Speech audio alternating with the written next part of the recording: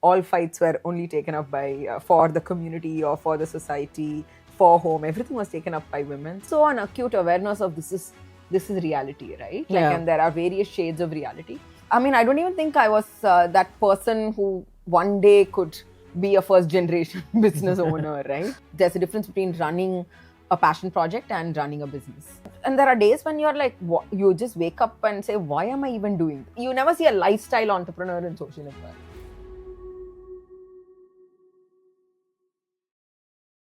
Welcome to We Talk, the podcast where we discuss the journeys of leaders, the who, the what makes them the leaders that they are. Today we have Aarti, the co-founder of Sattva, and she's a dancer, she's a social impact leader, she's a mom, and obviously running one of the most interesting organizations in the impact space. Welcome, Aarti. It's a pleasure to have you here. It's a pleasure to be here. And Aarti, why don't we start from the very beginning? Tell me a little bit about your childhood and about yourself and your journey as you've gone ahead. Well, childhood was, I would say, a fairly protected one. I went to school, and then from school I went to dance class. I was learning Bharatanatyam dance, as every kid in a Madrasi household was supposed to do, pick up some classical arts, and then came home, studied. So it was either I was studying or I was dancing. And of course, home was full of warmth, food, culture, and lots of cricket because my dad was he was a cricket writer. So those were the influences of early childhood, and fairly carefree. I mean, we were quite comfortable, and academic excellence was always the norm, and table stakes, and you could do whatever you want on top of it. So, and it was a fairly carefree childhood. I had many women, strong women who were part of my family, which I think were, thinking back, probably early influences. All fights were only taken up by for the community or for the society, for home. Everything was taken up by women. So strong mom, aunt, grandmothers. So that was childhood. And of course, when all of this was, there was still time after doing all of this, I would fight with my sister. So that's how we grew up. And was there anything else you did besides school and dancing, or this was predominantly most of your childhood? This was really childhood, right? Because we would, and there would be time to do idle, right? With cousins, board games, and that was serious fun, right? Like highly competitive, play cards, play board games during the summer. The occasional Tamil movies would release only during festivals. New clothes would be bought only during festivals. So festivals were these markers of, keeping traditions as well as having fun, cluing into the pop culture of that time, which were movies, songs, and so on. So that was really it. And there was a bit of religious tradition around, but not too much to to feel heavy, and certainly not restrictive at all. And then from there, engineering college, how did that happen, right? Well, I basically just ran away from home. I don't think there was a conscious engineer gene that I had to pursue that out of interest. In fact, I was very seriously thinking about pursuing dance as a professional career full time.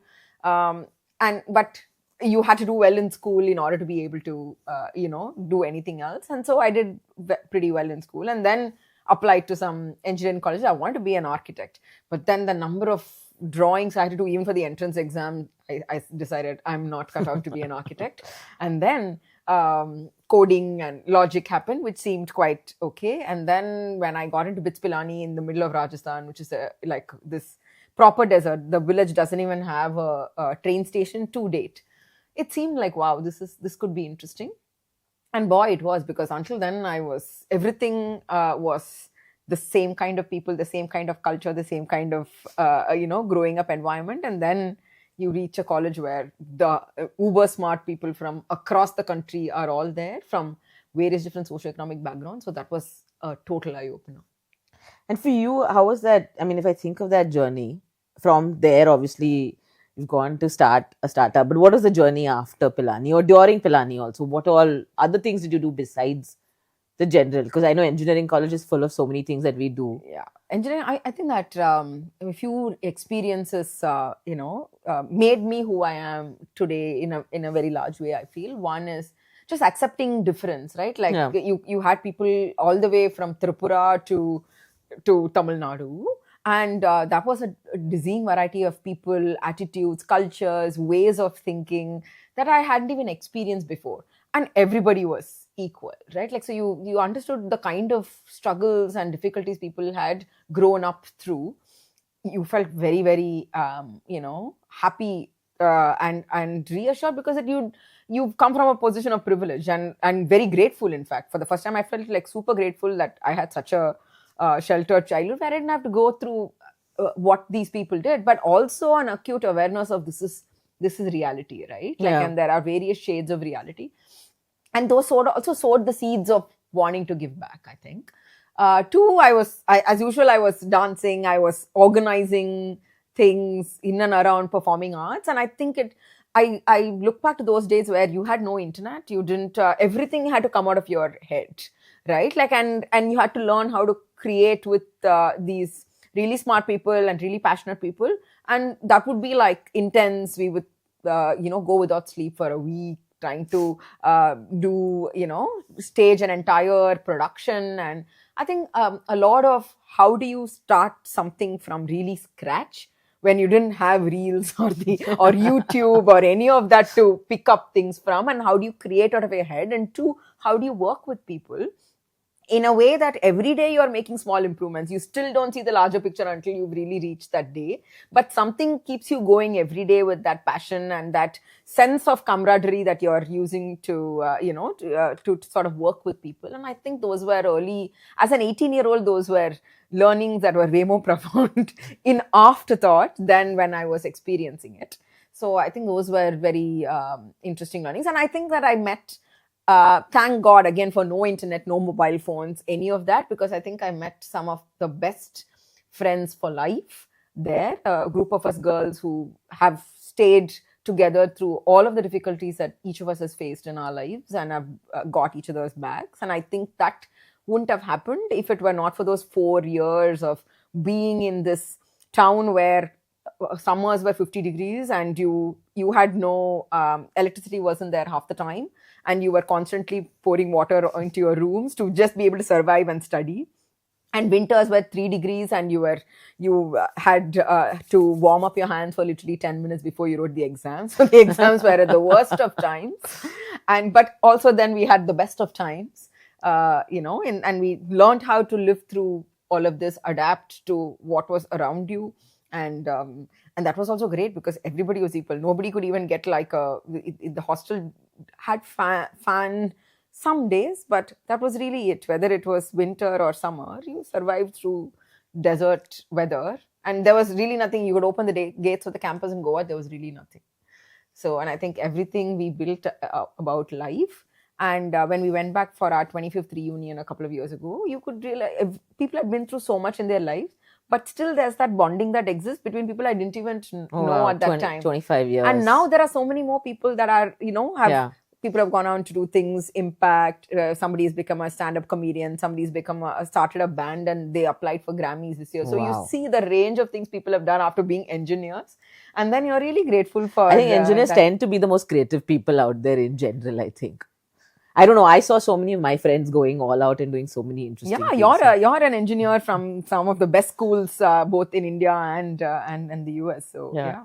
And Satwa came in right after college, or I think there were other steps to the process. No, I think I don't even think I was that person who one day could be a first generation business owner, right? Like there's no business in my direct family for 4-5 generations at least. We were great CFOs. My great grandfather was Diwan to the Nizam of Hyderabad and therefore a financial whiz and so on. And then my grandfather was salaried, private sector employee. My dad was, like a cricket writer. And so there were journalists, there were lawyers. There was really nobody running business in my family. So I started off like everybody else with a very traditional linear pathway, got a job on campus in the semiconductor industry. For the first time, knew what was a graphical user interface and that there was this windows that would shine on the screen. I don't think anybody even knows what a GUI is now. Isn't it? Yeah. So that is the era. So I would work on Unix and type all these fancy code, and then suddenly one day it's like, oh wow, this is Windows. So I spent 7 years in the semiconductor industry, and that was pretty fulfilling intellectually. We worked on some interesting problems. I was able to bring, whatever I learned in college, but a lot more at work. And it was an industry where there were 5:100 in terms of ratio of, women to men. Yeah, that's So- similar. I meant manufacturing. I think very similar to what you're talking about. Exactly, right? Yeah. Like, and so you were really a huge minority there. And that also made it more challenging, more interesting to navigate pathways through, this kind of an industry and learn the ropes and so on. And of course, as a youngster, weekends were free, and I started to teach at Pratham. Akshara used to run this program called Balwadis, which is basically early childhood care homes run out of the homes of women.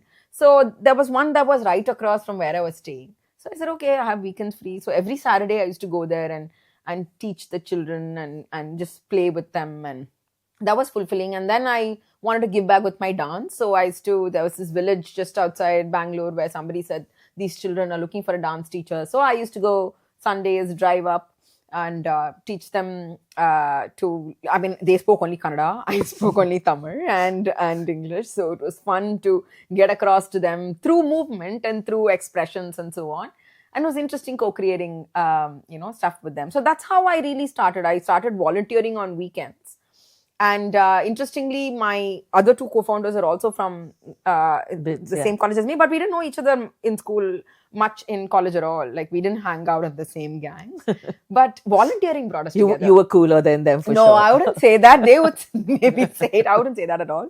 But volunteering brought us together. So one of my co-founders was volunteering with digital literacy programs for Dream a Dream. The other was writing for his publication at work. So, and both of them were into theater. So, one of my co-founders, Krishna, started a theater company called Version 1.0. Wow. And so that was where technology and creativity again came to the fore. We would stage plays, which were large cast ones, so that we could get good audience into, and then use the money to actually fundraise for NGOs. So every play would be, for a cause. Oh, wow. And then I can't act at all. So I became the dance choreographer in these, like the movement choreographer for these plays. And that was an interesting phase of life. And during one of the parties after the plays, we came up with saying that we're living such a sheltered, the same theme, right? Like, I went into college and realized what a sheltered life I had. Living in Bangalore and being the semiconductor industry, all of us realized what a sheltered life we had. But you could just see, poverty doesn't have a boundary, right? Like, it's not like somewhere in other places, maybe there's where some of us lived and where some who were not as, fortunate lived. And you could see poverty all around you. And we were all wondering, like, what is this inequality? And inequality troubled me then. It troubled me a lot, because the same theme of I've had a privileged existence and continue to have one stayed. So then we said, why don't we start a magazine which is positive journalism? There was nothing like that then, right? Because we said when we called it for PLUs, right? People like us. So we started writing about the social impact sector for people like us. And I used to run a blog on the side, which was just like one of these things where I would dump all my stream of consciousness, and so that was really when my writing. Interestingly, your magazine was my first introduction to the social sector. Wow! Like, to the Indian social sector. I remember reading it when I was in the US. And what did you think about it? I thought it was wonderful. I still think you should start. There's IDR, but I think you were bringing the user's individual's perspective to people like us. Yeah. So I think it was very, very interesting. Yeah. No, it was interesting because we thought that social impact shouldn't be something that you did on a weekend, although we had all started off that way, but something that you can incorporate in everyday life. So sustainability in everyday life was our theme. So we had beats like food and travel and fashion, and then we took an alternative perspective to all of it, right? Like, so, but it was it was early 2000s, and you also realize that there is a difference between, having a, like, 2010 to 2015, and we registered Sattva as a social enterprise in 2009. That's because my co-founder went to INSEAD and he said, hey, there is a thing called social entrepreneurship, because 3 years of we did this publication called Satva, where we used to make a PDF. It was a bunch of us used to get together in this Adda in Bangalore every Saturday to editorially plan. And then I used to take my notebook, go do all my stories that I had to do, file them for the month, etc. So we ran it really like a professional volunteer-run editorial outfit. So that was my second stint at volunteering, and we brought out 30 issues, Bindi. Like the fact that all of us had day jobs, but passion brought us here. And I think it's called The Alternative, right? Like, yes. First it was called Satva, and then we needed a name for the company. Yeah. And then we made the magazine The Alternative, because it was the alternative way to see everyday life, right? Like, and to live everyday life. Yeah. So, and it was really a labor of love. At one point of time, we had about 1,500 people writing for us. Wow. And a few lakh people visiting us every month online. And it was the first few years of online journalism. And we always kept the journalistic quality going, and original stories and so on. But you realize that there's a difference between running a passion project and running a business. Yeah. And so, and we were a product and a services company, and it was too much for, us to do that at that scale and run two different businesses. And the services consulting business was really picking up, and that was a need. And at that time, we had always said that we don't know anything about development. We are engineers, right? And you don't want to go around saying, I'm an engineer, therefore I can solve problems. So we always said we will learn by doing. And so consulting in some sense is probably the industry, because that's the only industry that exists which to describe something like we do. Yeah. We are very close to the ground and working with people, working to establish outcomes, tying ourselves to that end goal. And so that's how Satva was at that point of time. And it was interesting because it was a time when it was an inflection point of sorts. Aid was leaving India and going to sub-Saharan Africa by the droves. And international philanthropy is growing at like 2010 to 2020. Everybody set up their offices in India to talk about it. Social enterprises came in as a concept. For 5 years, my parents didn't understand what is a social enterprise. Like, how can it be a for-profit company but working in the non-profit And how come you're probably not bringing money home, and what are you doing with your and life? my mother at that time was like, what is wrong with that job that gave you so much money? Like, I'm like, there's nothing wrong with the job. It was good, but this is better. I'm sure you had a little one at home, so there was like craziness so that's an happening. interesting story. As a woman at that point of time, I said, I can't run a week job and do this on the weekend and raise a child.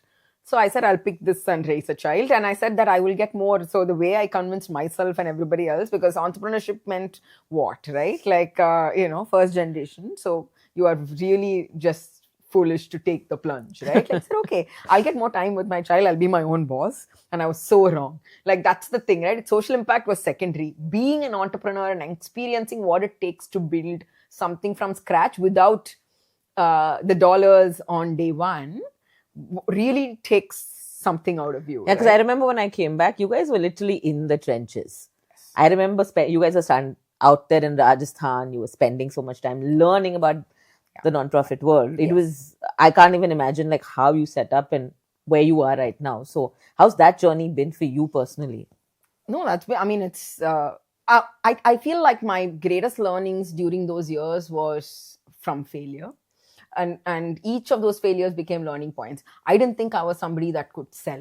Yeah. I didn't think I was somebody who could consult or advise anybody else. Like, how did I have the right? So much of this came by just showing up. So this whole thing of showing up, and which I link back to, that's all we did when we learned classical art. Any classical art is about showing up every day, whether you're getting better or not. And just persisting with it. It's and like grit they talk about. You just keep going. Yeah, and there are days when you're like, you just wake up and say, why am I even doing this, right? Like nothing is, all the chips are down, and you're like, you don't have money. Everybody around you don't have time. And for the first many years, there was no health either. So, you have this iron triangle, they say, of time, money, and health. So all of that were down at one point of time, right? Like, you didn't have time for the family, you didn't have money. So it takes some resilience to say, chalo, let's just turn up, this is going to get better, this is going to get better, because there are real trade-offs and choices that you make, and it's not like you succeed in any of those, right? Like there's a lot of regret later on, but it's never on the things that you that you did, right? It's only maybe the things that you didn't do. So I think those were learnings. So by just showing up, by just being in the field, I learned what it is to, right from how do you conduct a focus group discussion to what is multidimensional poverty, to the fact that all of these people around us are equal stakeholders, and you're co-creating things with them, to then what it takes to run a business. How do you read a balance sheet? How do you do? I'm not an MBA. Like I went for a course which is a bridge course for women entrepreneurs who are running businesses to get a line of sight into things. It was run by Goldman Sachs, and we were the first second batch or something, and it was interesting, but it was really the only thing that I had time and I could get hold of, and thank God for that. I at least learned what it means to look at finances, look at what is profit margin, what is how do you price a deal, right? Like, and now I work so much with women entrepreneurs, and this is the same problem. Like they just absolutely, none of them are, I mean, people sometimes you hear and it makes me uncomfortable when people say,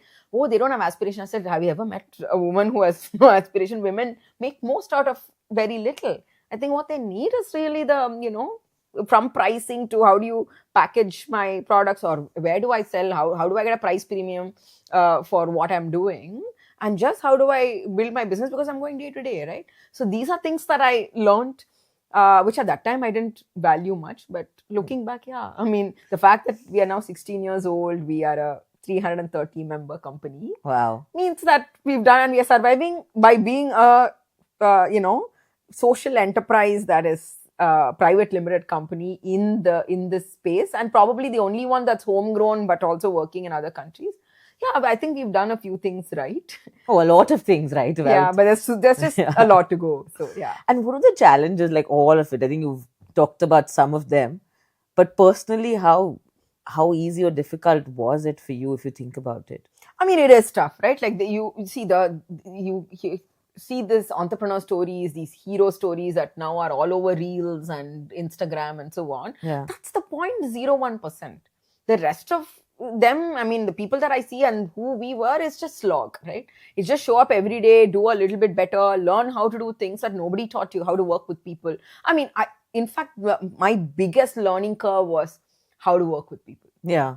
In a way that everybody feels like they are part of the solution, because social impact is dur ki baat. No, it's going to come maybe in 5 years, 10 years, nobody knows. So how do you enliven your current existence every day and show up and do your best? And clients are not like kind or anything like that. I mean, so it's everybody's challenging in a different way. So I think the working with people, and honestly, that's it. After a point of time, you are probably the dumbest person in the room. There are many people that are much smarter than you in various things. So how do you leverage the talents of everybody else in order to do things together and collaborate? I think that's a challenge and a huge learning opportunity. 2 is really like, how do you keep the faith in terms of that vision, right? Like today, it just feels like, oh, I'm this small, and then how do I even build something that's big? And keeping the faith to while doing that, and you could call it resilience, tenacity, whatever. So that's, I think, a challenge. 3 is, there will, I mean, you can't expect to, you see all these exits and suddenly people are, very well to do and so on. And it's great, right? Like India is at this curve, but for many, they are in this it just makes meaning to my life to do this, right? Like, Yeah. and you're doing things that are so difficult to solve. And I think that ensuring that you are, you have a purpose that you've thought about and you're steadfast in a purpose is a challenging thing, when there is, all your peer groups are definitely going to be at some point of time doing better than you on many different dimensions.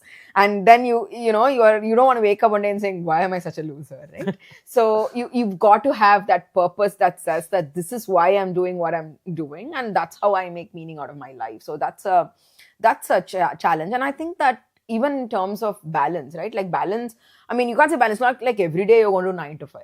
there will be some days which will just be full of work, and there will be that time when you have to pull back and say, chalo, I think I need to re-energize and I need to maintain my inner balance. I think the inner work for people working in the social impact sector is also quite high. And you see, I mean, that's why it attracts a certain crazy kind of people, right? Like, because you know that these people are somehow, they are like irritating because they never stop focusing on the problem. They never pause to say that, chalo, this is the end of things for me. You never see a lifestyle entrepreneur in social impact. Yeah, that's true. For some reason. Yeah, we're all crazy. So right? Like, we're all crazy. You're crazy. Like, you're doing something that nobody has done before. Yeah. So none of these rules apply. So I think to be able to have your inner compass just guides you in these tunnels of darkness. And allyship, right? Like, that's another challenge. Always, I learned that also the hard way. You always think you're alone and, oh my God, I'm doing this alone. And for women also, it's harder to find mentors and people that can back them and be their champions. Yeah. It's easier for men, I feel. There are different challenges, but it's easier for men because they know how to leverage allyship. And women just feel like, oh, I don't want to feel like I'm depending on somebody so much. I have to always demonstrate and prove that I'm good at everything, right? Like, that's all that holds us back. But I think allyship is so important because you're not going to do things on your own. You're going to do things with the backing of other people. And the backing is not just investing or money order. It's just a lot of, bouncing off or even calling your BS when you need that to be called out and so on. So that's the other challenge. And if you were to look back, like Aarti, from where you started, like that little girl who was dancing and, having fun with her cousins, did you ever think of like where you are right now, right? How do you think of that journey that you've gone through in the last, 30 years now, is it? Yeah, no, it's unbelievable. I wouldn't have thought that I would become an entrepreneur, much less run a business, much less be in a sector that we've never, sort of dealt with and working. Now, I'm not just working in India, I'm working in other countries, in Africa, in Asia, and it's different cultures, it's different people. And it's lovely. But I would have never thought of that little girl. That little girl would have been in her comfort zone and probably had a secure life and, children, a job, maybe not taken risks. And maybe, would have loved her work as much as maybe cooking and creative arts and things like that. But you've done parts of it. You have a child, you like to cook, you do some of it. Yeah, so it's become an and, but in a different way. But there was never, there is that ramp phase, right? Yeah. Like the 10 years in the middle for me have been that really tough years. And it does show in various different ways. But I think that despite that, you can't have it all, right? Like we keep saying this, and that is true. So there will be trade-offs and there will be those regrets. But I think it's important to stick to your path and work on what you're doing without, losing that piece. Yeah. And what's next for you? What's next for, Aarti? I know what next for Sattva must be a big strategy, but what's next for Aarti? I think there are challenges for me at multiple levels now. One is, of course, getting used to the being an empty nester in a few months from now when my child has flown the nest. And therefore, it's almost like my life has to be redefined. And I don't want to be dragged into it, but walk into it with deliberation. So I'm actually working on myself and making my life vision and plan so that at a certain level, I'm my own person with, and I'm enough kind of a thing, right? Because we just feel like your entire years past have been this role plus this role and so on. And we do that multitasking. That's one level. Second is, I think Sattva is at an inflection point where some more incremental growth is not what we built this company for. Yeah. Right? Like we built it on day one, we said that we want to have a significant role in solving for global poverty. And be an Indian homegrown company, but be able to scale. And that was the scale of our ambition. It still is. So we are, hungry for that impact. And I think we then now need to, really think and do large. And I think that's a mindset thing, right? Like every day I have to wake up, thinking and doing large. And so I think that's a second battle internally without letting fatigue. So it's important to recharge. The point I'm making through that is also, this is a marathon. Yeah. And it's an ultra marathon. So you'll have to keep recharging, and you know what your recharge is, and you'll have to do that. So that's the second thing. And I've gotten into, at least the last few years, a little bit of a routine thanks to COVID. I think COVID was an eye opener. That got all of us thinking about time, health, and money differently. So so you become a runner. You're doing so much more. I started running again, and you started dancing again. Dancing again, and I do a lot of strength training because muscles get weak after a certain, bones get weak after a certain age. So all that's great. And I think that the biggest change has also been taking time out to be with people you care for. And I think you miss that as entrepreneurs. We are just so into this passion that you sometimes miss, being there for people when it matters most. And I think that that's probably me it's an ongoing effort, but it's probably an area where I really, in the last few years, had to make an effort. So I think that's the other challenge, to stay consistent, because that's, the relationships, the people you care for and the connections you build with them really are for life. So, and I think to be able to hold that while you are following your dreams is important. Nice. On that note, let's do a quick rapid fire. Wow. Okay. Very, very, very simple questions. So the first one, what do you think about the myth of working for free? I think a lot of kids are reluctant, and there's a lot of conversation on money these days, right? So what's your thoughts on it? You get a lot of interns at Sattva, I'm sure. So what is your thought on it? I feel like social impact, we are quite blessed that way, because we get an overwhelming set of people that want to work for free and be able to create that impact. But I think that it's important. See, when you're young is when you learn the maximum, Bindi. Sometimes that's my regret, honestly. I wish I'd learned more when I was younger and I had those opportunities that you are now providing to these kids and they have all around them. Or unlike your child who at 10 or in 10th grade wrote my newsletter and in my podcast. So my daughter's a different grade. But see, there is that opportunity for young people to be able to do a lot more than we were exposed to at that age, right? Yeah. So I think that be hungry for learning. Like, money will come later, right? That 3 Idiots dialogue, I don't want to repeat, but you go after excellence and everything else will follow you, right? And I think the young time is a carefree time. You don't care a damn for anything. You can do anything, that the world is your oyster kind of feeling. So maximize that is what I would say. So working for free also doesn't mean less accountability. Yes. It also means a lot more accountability. So those are the twin things, be hungry for learning and keep the accountability even if you're working for free.